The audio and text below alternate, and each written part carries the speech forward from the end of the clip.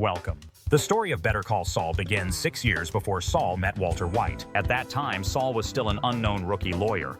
Every time before a court hearing, he would hide in the bathroom, rehearsing his speeches. As a public defender, his painstaking defense only earned him meager fees. Sometimes he couldn't even afford a $3 parking fee. One day, a big client approached Saul, asking about the county's $1.6 million in public funds. As the finance officer, he'd be the main suspect in the police probe. To be safe, Saul suggested that the couple hire him as their defense attorney.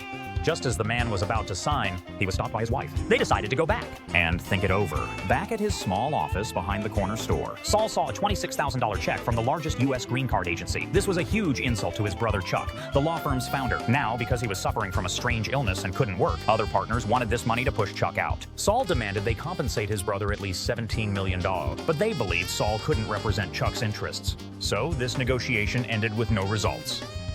What angered Saul even more was discovering that his big client had come to this firm for consultation. After returning home, Saul persuaded Chuck to quit the firm, redeeming all his shares. Saul's income couldn't support both of them now. But Chuck firmly believed his illness would eventually get better, and if he announced his withdrawal from the shares, it would be worse. Even more unacceptable for Saul was that they are clearly and unabashedly exploiting and taking advantage of other people solely for their own personal gain and benefit.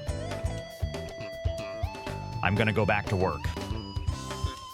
And I'm picking up where I left off. Open up, officer of the court. The other party asked him to change the firm's name, just because his name was too similar to theirs. Even his brother supported the other party's idea. So he thought that he was the grandmaster. Saul decided to get his previous clients back. The next day, he discovered the Chopsticks brothers, who had scammed him, telling them that if there is an OG in this scam, I was in that court back there, and if he wanted to make money, he should do it their way.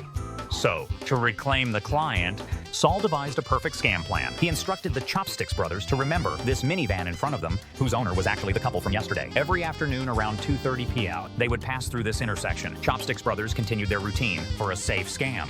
The rest was up to him. Saul would pretend to coincidentally pass by, pretending not to know the two, using his identity as a lawyer to smoothly resolve the trouble, thereby earning the client's trust, allowing him to become their attorney.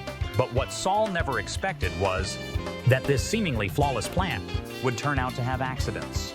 After successfully scamming, the other party didn't get out of the car to handle the accident as usual, but instead hit the gas and sped away. Upon hearing this news, even Saul himself was stunned.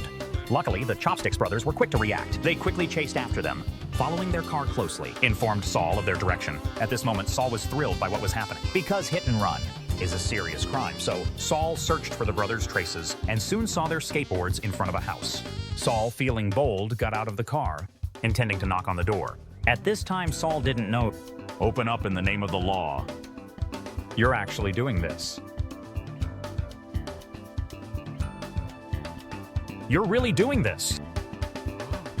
That this incident would completely change his life trajectory. Hamblin's making you a chump.